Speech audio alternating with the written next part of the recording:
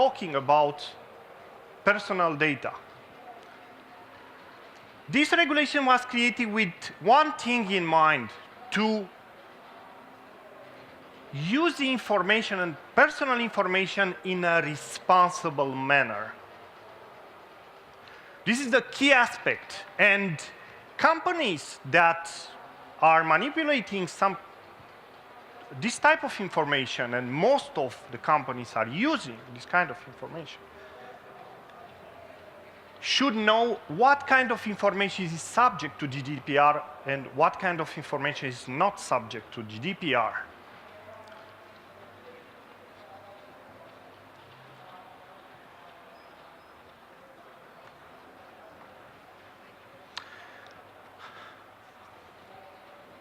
To go even further with the subject, there were already two laws back in 2001 and one 2004 that were regarding GDPR.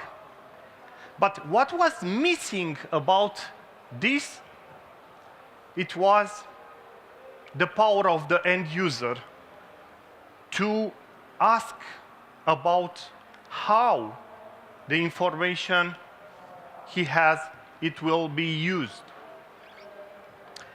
Next slide, please. It's not working, this. Okay. So it's a complex problem that will address GDPR. A lot of companies are coming and they are saying that we can address the GDPR issue with the technology. It's partially true. Or you might say it's false, because it's a legal, a consultancy, and a technological problem that is going to be solved with these three pillars. The legal will be involved with, here very important to discuss about this, it's the legal. Basically, the legal will be involved in this story to tell each and every subject that he's using GDPR information, and to actually classify that. Is that information that I'm using subject to GDPR or not? Then we can address that with the consultancy, and end user for the first time has the power to know. And not only the power to know, but also has the ability to do that with its own personal data. So the user needs to know what kind of data a data processor will collect, and what data we store about him. He needs to know that. Why we collect that? Because here it's really important to understand that we have to do it in a lawful manner. And not only lawful, but also a secure manner. How many times you were called by a company, how many of you were called by a company telling, I want to sell you something, or after you actually close a contract with a company, they called you after 2 years, having your personal information and asking to renew? None of you?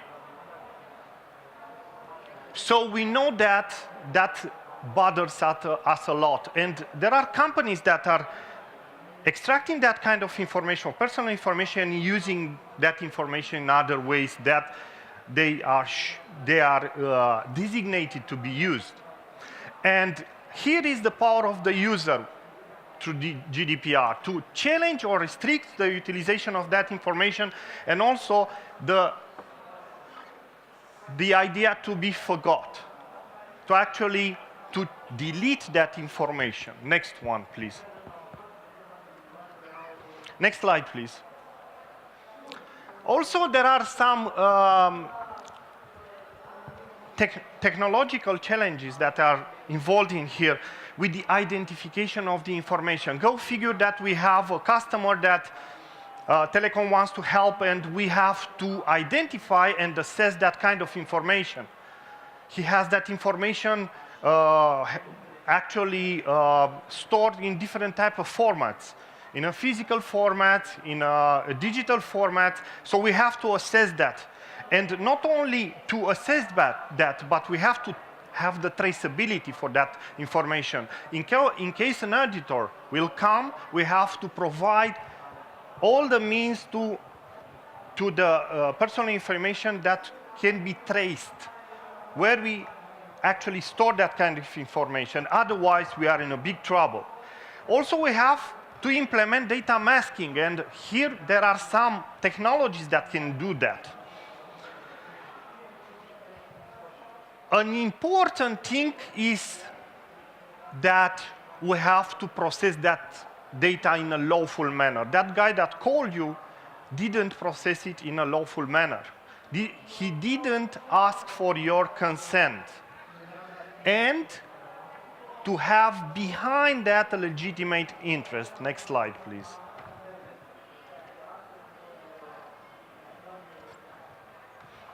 Next slide, please. Okay, so what's next? We have to provide to our customers an interface with personal data or GDPR data, and to give them the power, they have the right to challenge, restrict, delete, or transfer that data to other operators. For instance, you are moving from mobile operator 1 to mobile operator B. You can ask, based on GDPR, the operator to transfer data, basically to delete it from here and move it to the next one. And this is really important because it's important to know how we can do that, because there are challenges to do that. Basically, we have to create, for instance, in my account, a new window with GDPR data or personal data, and give all the means there to change, delete, or basically to restrict that data to be used for other purposes than, I don't know, billing or other things that are legitimate to be used. Next one, please.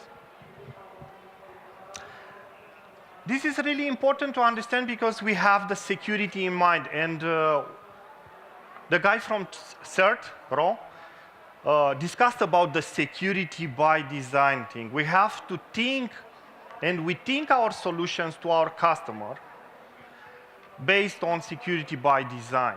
Reviewing the existing architecture and applying all those access controls and monitoring that is needed to ensure that data is stored in a secure manner. And here it's really important to understand from a GDPR perspective that we have to enforce access control. We have to enforce proper access control to data in order to protect it. How we can do that, it doesn't specify, but it's really important to understand. There are a lot of other things that we can do. Next slide, please.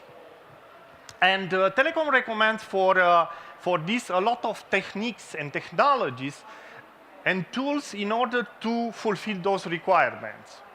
And starting with the access control policy, and here we have all the secure perimeter devices, firewalls, so on and so forth,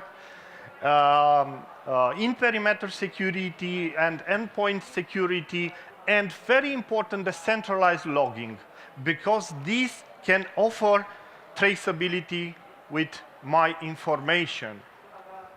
Not only that, but we can use multi-factor authentication or electronic archiving. It's really important because if an auditor will come to you and ask, please provide me the traceability for this personal data. And you have to provide that. Otherwise, you are in a big trouble. Moreover, we can leverage some security appliance in order to do anonymization or pseudonymization in order to basically mask the user behind or provide the username that it's a false user but is related to the real user. And only if you have a judge order or something like that, you can leverage that information and reveal that information. Next one, please. Telekom is uniquely positioned to deliver security. And I spoke about the GDPR to understand that we need to protect personal data. But there are also data, other data than personal data. And we can apply a lot of other controls in order to protect all our data, not only the personal data. And we can do that because we have a huge footprint.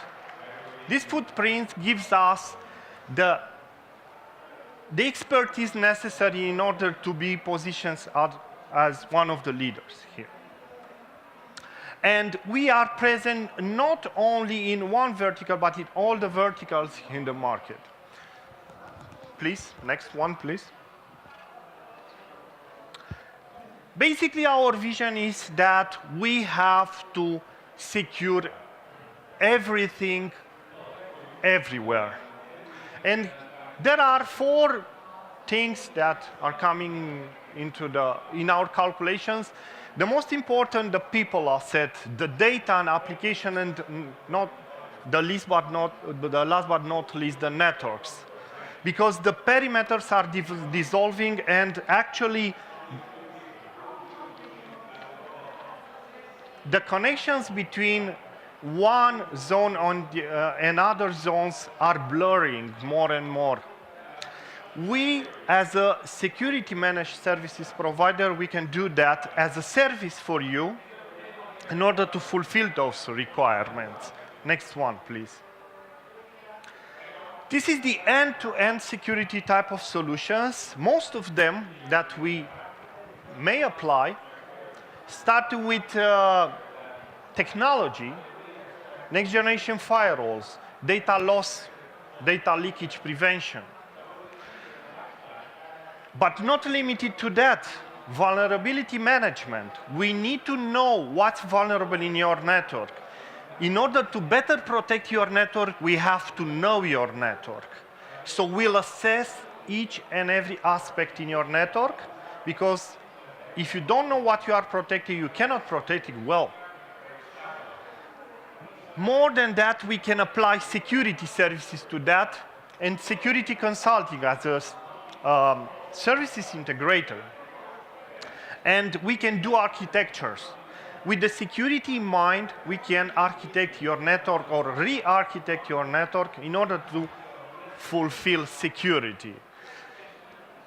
Because the attacks are cunning, we apply also our anti-distributed denial of service security services, and we use the security operations center in order to log everything in one centralized point and use our security analysts and experts to analyze that data. Next slide, please.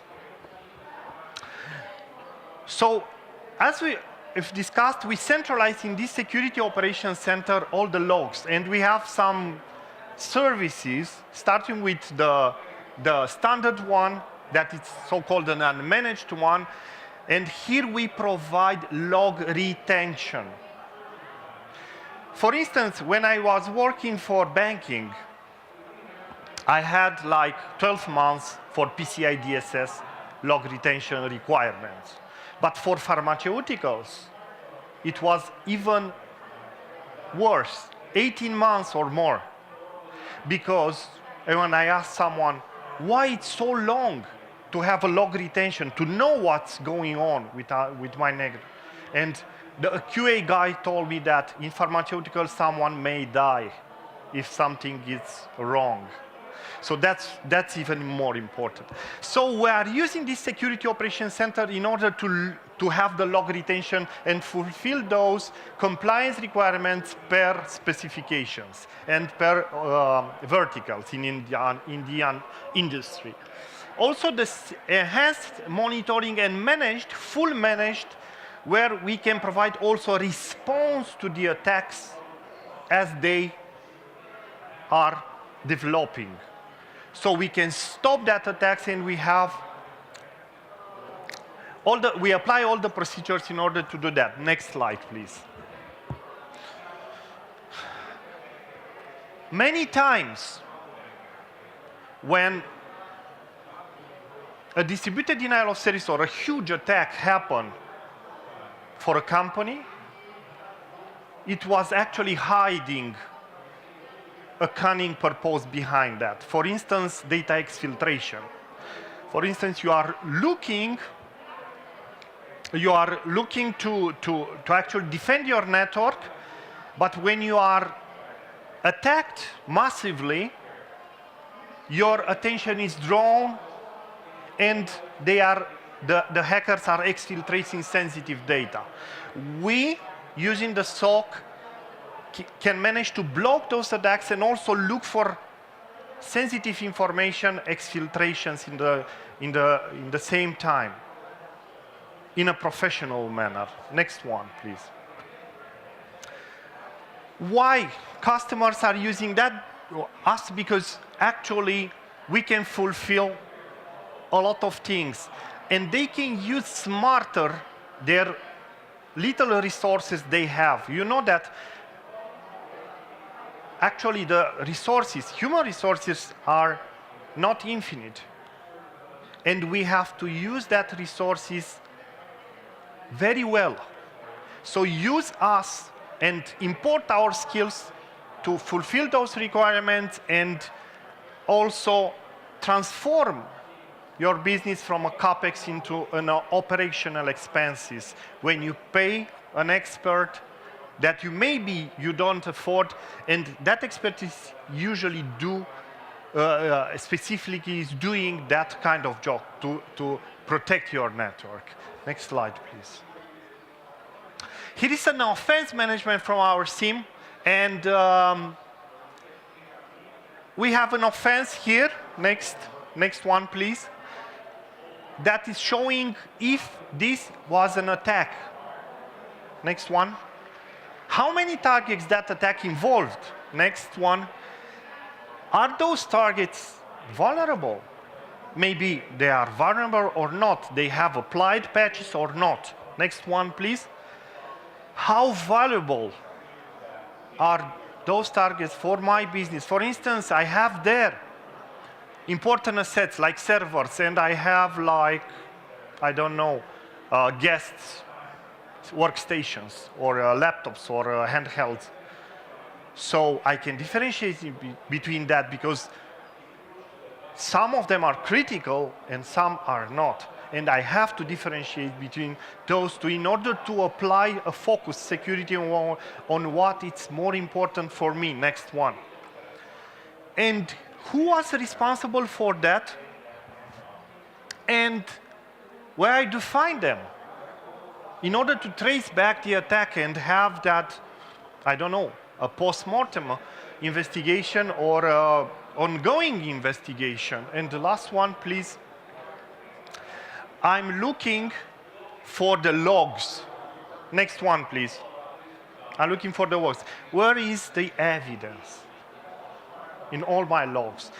I have to correlate thousands, millions of logs and analyze them and apply security intelligence feeds in order to discover a cunning attack. Next one. Next one, please. Here is our security operations center and how it functions. Basically, we have in that customer area the events and flows from our security appliances, and not only, that are collected into the central security information and event monitoring. And here we apply from the top correlation rules, intelligence feeds, in order to better detect the indication of compromise. so the IOCs, and to see if that it was a real attack that hit us or not. Because you'll see that an attack is going on, you can see that, your intrusion prevention can see that, but it didn't fulfill the attack because at the destination, the attack was actually created to attack a Linux server, and you have Windows servers behind. So basically, even if it's an attack, it didn't hit you because couldn't find that vulnerability in order to break down your systems. And after we analyze that, after we analyze that in the SIEM, we apply also the security intelligence of our security analysts and our team, which is 24/7, 356. And we can give reporting back to the customer. We can give relevant data that customer needs, the alerts in order to maybe to automatize some processes. And also to fulfill the log retention requirements, we log that information for a long time. Depending on the user, we can log in for different kind of purposes and different type of period in time. Next one, please. Here is how we actually respond to an attack in a workflow. And this process is really important because most of the SOCs are processing that data starting with the mitigation. We want to mitigate the attack. But we have to rely on impact limitation from the first and data acquisition. We have to be sure that the data acquisition doesn't stop when the attack is ongoing. Why? Because we can use that information, leverage that information later on, maybe in the justice, in the court, to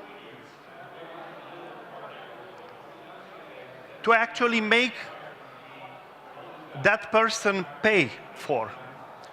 So we have to rely on first response and digital investigation before going to full mitigation and reporting. And of course, we in our SOC as a managed security service provider, we actually research from each and every attack and put that in a database to be as a lesson learned for later. Next one, please. Here is the Security Operations Center functions, real-time monitoring, starting from real-time monitoring and going to log retention and correlation rules. So basically, we correlate all the data from everywhere, from our customer, and without this correlation, we are not able to detect the vectors of attack. An attack can go north-south or south or east-west.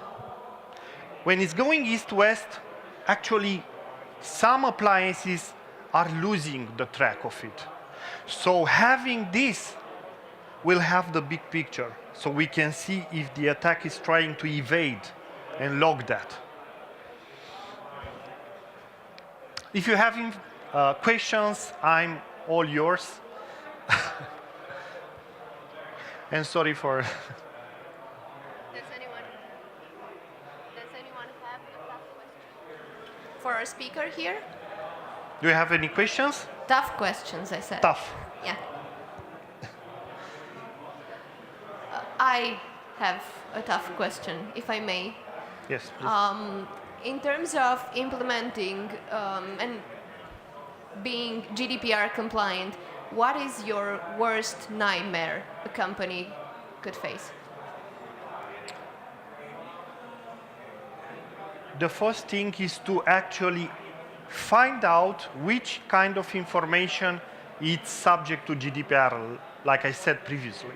And to assess that, and also to identify all the locations where I have that information. For instance, I have logged that information for log retention for months, I don't know, years, because of the compliance, and I have to rely on my technology in order to delete that data or actually modify that data even on the tape, which is really hard to achieve